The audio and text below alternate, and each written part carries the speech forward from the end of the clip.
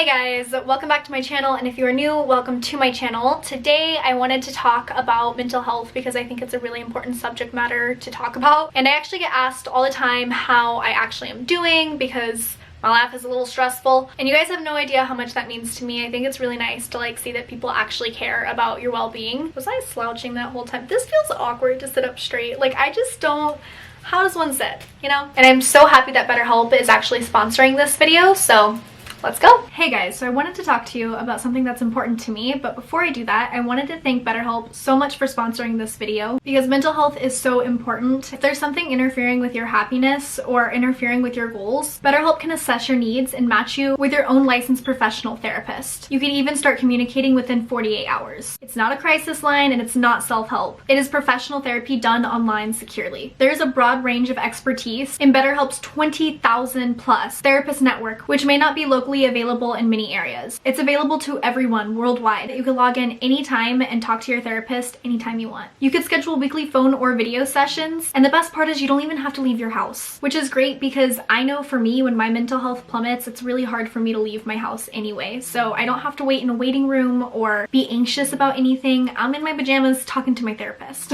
And it's so important to match with a therapist that is right for you, so they make it easy and free to change therapists when needed. And what I love about it is that it is more affordable than traditional therapy, and they want to help you, so financial aid is available. And join over millions of people taking charge of their mental health with the help of a professional. And of course, I have a special offer for you guys. You guys can get 10% off your first month by clicking the link in my bio. So thank you so much, BetterHelp, for sponsoring this video again, and I hope whoever needs the help gets the help that they need. Back to the video.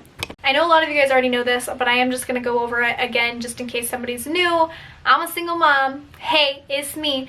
And it is hard as fuck. When people talk about being a single mom, I feel like everybody kind of has this general idea that yes, it is a very hard thing to do, but I didn't know it was this hard. I really didn't. It makes me really proud of myself, but it also knocks me down because I am human and stress is stress. Even if you love the hell out of those stressors, that's still stress. And by stressors, yes, I mean kids, especially doing it alone. So yeah, starting out this year and transitioning into this has been one of the hardest things I've ever done in my entire life. And it did make my mental health go down the drain. For one, you deal with a lot of isolation, even if you have a lot of kids, because you're not really around your peers. I don't go out like day to day and like see people my age and do things that people my age do, which is okay because I know that I took on having kids and I understand what that meant, but social interaction is important and it is a big part of your mental health, and having that very, very limited can damage it, and it did, which I have found strategies to kind of work around that. I actually did end up getting a therapist. I don't know if I ever updated YouTube on that, but I did get a therapist and that has helped a lot. My therapist has given me so many cool tips and tricks. Actually, I want to tell you guys one, and this might pertain to some of you guys because I know a lot of people struggle with car anxiety, driving anxiety. I struggle with it really, really bad. It's just very scary. My heart will start beating and I'll start losing feeling in my legs, and obviously you want to be focusing on driving. It's just not fun. What she recommended was actually using some sort of like heating pad or heat, because that actually will calm your body down.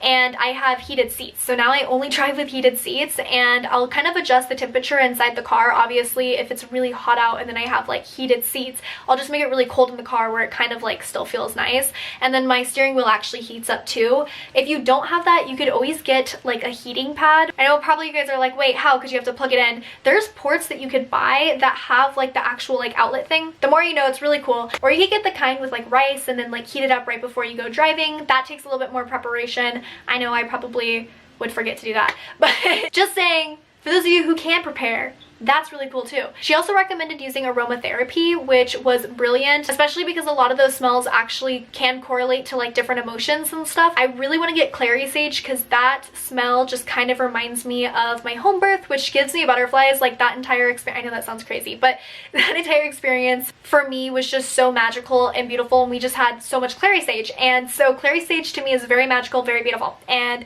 I want it in my car to calm me down. So yeah. It helped me pop out a baby. I think it could help me drive. Anyway, I thought I'd include that because that has to do with mental health. I also wanted to talk about what a day-to-day mental health day would look like. Mental health day? Does that make sense? When you're struggling with your mental health, what a day would look like for me. I think we should normalize having more mental health days and normalize being on survival mode. I did get diagnosed with depression, and on my really, really low days, it really was just kind of about surviving. If your kids watch a little bit more cartoons, it's okay. If you make a microwave meal that day, it's okay. And if you want to stay in bed with your kids all day without neglecting their needs, of course, that's okay too. Obviously, make sure everything is being taken care of, but you don't have to go over and above every single day, because that can cause burnout, and that does cause burnout for me a lot. And not just burnout, for me it was depression, but I'm really happy to say that my mental health has been doing so much better now. There was just a lot of life changes that happened, and I always seem to kind of thrive whenever I'm single.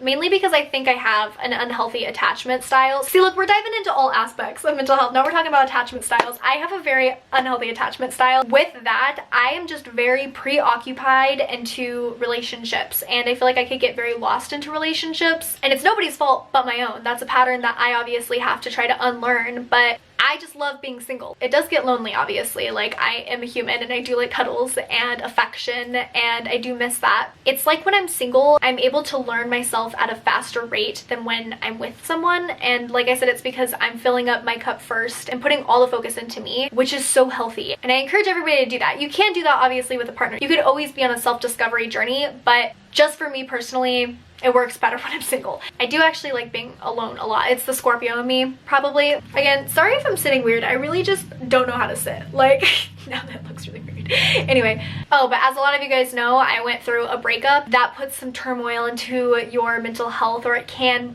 be a positive and a negative, because obviously you're letting go of things that no longer serve you, and that is always a positive, but it can be really hard to let go of those things because they feel so comfortable. And it doesn't mean that it's right, but sometimes people get stuck in being comfortable. And anyway, what I mean is that definitely played a part into my mental health recently, but it has been going up from here, so I am just really excited and happy that I've been feeling better. Yay! But even before the breakup, the beginning of that relationship was probably the lowest I have ever been before I even met Emily. We just kind of met at a really awful time in my life because so much was happening. It just went downhill from there, from being in a wrong relationship. And hold on, my kids need me. I really tried. Anyway, can you tell I have ADHD? No, but I really am a very hyperactive person. You guys already know that. But yeah, and I got a lot more plants, and plants make me happy. So that's a tip. Get some plants. Well, you might kill them if you're actually struggling with your mental health, because that does happen. You could tell with my mental health, with how my plants are doing, but I do think it's like a new fun hobby. Like, you guys know when I started getting into crystals, which I'm still into, and they still make me really happy, but like, I'm at the beginning stages of this plant thing, you know?